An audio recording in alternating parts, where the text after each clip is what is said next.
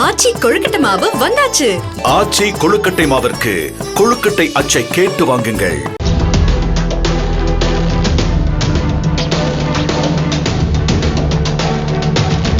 சமூக வலைதளங்களில் ட்ரெண்ட் ஆவதற்காகவும் லைக்ஸ்களை அள்ளுவதற்காகவும் சிலர் ரீல்ஸ் உள்ளிட்ட வீடியோக்களை வெளியிட்டு சர்ச்சைகளில் சிக்குவது வாடிக்கையாகி வருகிறது. கன்னியாகுமரி மாவட்டத்தைச் சேர்ந்த இளம் பெண் ஒருவர் ஹெல்மெட் அணியாமல் பைக் சாகசம் செய்து வந்துள்ளார். பின்னர் அதனை வீடியோவாக எடுத்து சமூக வலைதளங்களில் பில்லா தீம் மியூசிக் போட்டு ரீல்ஸாக பதிவிட்டுள்ளார்.